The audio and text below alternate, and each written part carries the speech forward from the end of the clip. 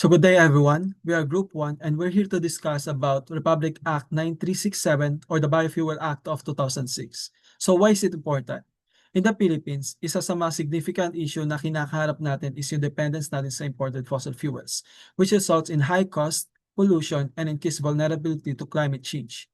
The Biofuel Act of 2006 or RA 9367 was created to address this by promoting renewable fuels like ethanol and biodiesel.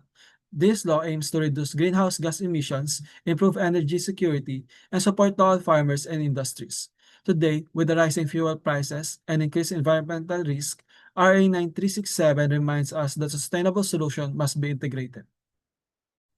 Republic Act 9367, or the Biofuels Act of 2006, was designed to drive the Philippines towards cleaner and greener energy. The act aims to reduce the use of imported petroleum through the blending of locally sourced biofuels such as ethanol and biodiesel. Aside from energy security, it also presents possibilities for farmers and agricultural industries, especially in sugarcane and coconut farming. This benefits the environment by reducing noxious emissions and encouraging less polluting alternatives.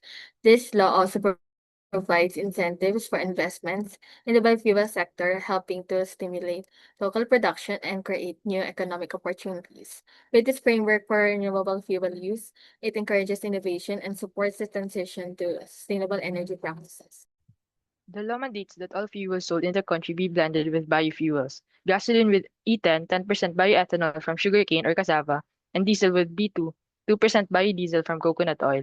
This promotes cleaner fuel, supports local farmers, and offers incentives such as zero tax on the biofuel component. While the law promotes cleaner energy, it faces challenges. The president may suspend blending up to year if fuel price rise by 5% or more. There's also the food versus fuel issue, as sugarcane and coconuts are vital for both food and energy. Risking shortages and price hikes, reliance on local crops also makes supply unstable, complicating efforts to meet higher blending targets. So we'll now go to the relevant discussions on urban planning in communities. So what are the current issues that we have right now in our country? Isa sa malaking problema is the threat of environmental degradation and climate change. While renewable energy like biofuels is promoted to cut greenhouse gas emissions, unsustainable cultivations can lead to deforestation and biodiversity loss. So in connection to the said law, we have the section 2, 3, and 18 which tackle the environmental and climate considerations. So sa section 2, it establishes the goal of reducing the dependence on imported fuels while also mitigating yung toxic and greenhouse gas emissions. Sa section 3 naman, it also defines the biomass which nag-i-imply na yung mga municipal organic waste can be used to feed the biofuel production. Sa section 18 naman, known as the special clause, pinopromote niya yung environmental beneficial project and climate change mitigation efforts. So to summarize, yung sigurado nito yun na yung biofuel development that only reduces emissions but also pinoprotektahan yung ating ecosystem. Next slide. So the second part is the pros and cons. Sa pros naman, it encourages renewable transport options, long-term potential for fuel savings and economic stability for the farmers, and it promotes waste-to-fuel solutions as mentioned before sa section 3. Sa cons naman, it requires costly infrastructure upgrades, possible food versus fuel tensions. Dependence on imported ethanol weakens the energy independence. Next slide. So lastly is ano nga ba yung relevance nito sa hotel or leisure development? So the tourism and hotel sectors in the Philippines is focused on sustainability. So RA 9367 intersects this as first, it encourages yung pagbawas ng on-site carbon emissions and supports yung cleaner operation. So paano nga ba? Which is mandating biocomponent blends sa fuels na usually ginagamit sa generations and shuttle services. So if we design these biofuel-ready systems in safe refueling base, it will help these hotels na mababawas yung gas emissions, which is a healthy way na pwede natin ma-apply. So this law was a major step for the Philippines. It aimed to reduce oil imports, improve air quality, and support rural livelihoods through biofuel production. The question is, does it still matter? The answer is yes. It still matters because it addresses climate change, air pollution, and energy and rural poverty.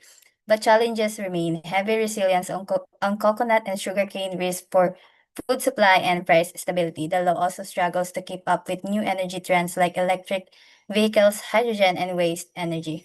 Next, to move forward, it needs to evolve as it cannot remain static. by diversifying feedstocks, strengthening domestic capacity, safeguarding food security, and supporting farmers through training and welfare programs. At the same time, investing in innovation and upgrading infrastructure will prepare us for more sustainable energy future. So the next law is the Republic Act 9513 or the Renewable Energy Act of 2008. So why is it important? So as mentioned before, our heavy reliance on imported fossil fuels has led to high energy costs, vulnerability to global price fluctuation, and environmental degradation. To address this, the Renewable Energy Act of 2008 or RA 9513 was enacted. This law is important because it promotes the use of clean and sustainable energy sources such as solar, wind, hydro, and geothermal. By doing so, it not only reduces greenhouse gas emissions and enhances energy security, but also creates opportunities for local industries and communities. RN 9513 is more just than an energy policy. It is a commitment to a sustainable future.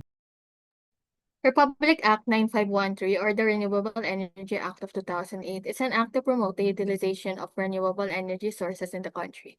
Its primary objective is to diminish the Philippines' high dependency on imported oil and improve energy security. The legislation promotes utilizing sustainable energy resources like solar, wind, hydro, biomass, and geothermal, which are abundant locally. These resources are not only renewable but also indigenous, which reduces our vulnerability to global fuel price hikes.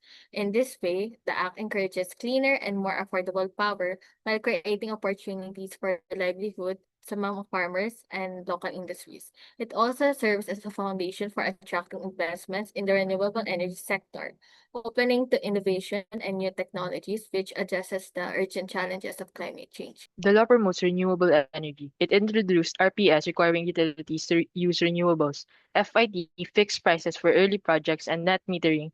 Households can return excess solar power to the grid. Incentives like tax breaks and credits also encourage investment. Despite its broad scope, the law faces challenges: a 40% foreign ownership cap that limits big investors, grid issues from variable sources like wind and solar, and regulatory uncertainty such as delays in FIT that make investors hesitant. So, sino nga ba ang mga primary na naka-experience sa mga pressing issues sa Pilipinas? Obviously, yung mga normal na mamamayan, where they adjust their daily living para hindi tumaas yung bills since wala silang alternative power source which is a concern. According to Section 9, the law encourages organizations to generate their own electricity to the incorporation of solar panels to the rooftop para mas ma-utilize yung natural energy. Structures such as schools, high-rise residentials, and malls contributes greatly sa carbon emission since mas malaki yung amount to maintain yung mechanical and electrical needs nila. For the pros naman, the incorporation of these initiatives greatly reduce electricity bills, contributes to cleaner air quality, and lessen dependence on fossil fuels. For its cons naman, it can be a barrier for small communities, and it can affect power reliability, especially when it's rainy and cloudy. And lastly, the introduction of sustainability movements such as WELL, Verde, LED, and EDGE, designers can use this as an opportunity to advocate their green initiatives through solar panels, creating an eco-friendly structures. And earning these certificates can help them to attract local investors and users, which they can promote themselves as an eco-friendly destination which can be used to our design as a catalyst for green future development. This law is one of the Philippines' most progressive energy laws. It gave us tools to expand clean source like solar and wind, while also reducing our dependence on imported fuel. It remains highly relevant today as it directly responds to our biggest energy concerns: climate change, rising fossil fuel costs, and the global shift to greener systems. But while it sets a strong foundation, challenges remain. We still struggle with grid reliability, the slow rollout of incentives, and the high cost of renewable technology. These are the barriers that keep us from fully realizing its potential. Next, despite its progress, RA 9513 needs improvement. How do we strengthen this law? To move forward, we should accelerate grid integration through smart grids and storage, align with climate and urban development goals, enhance renewable data systems, support local manufacturing, and strengthen regional cooperation.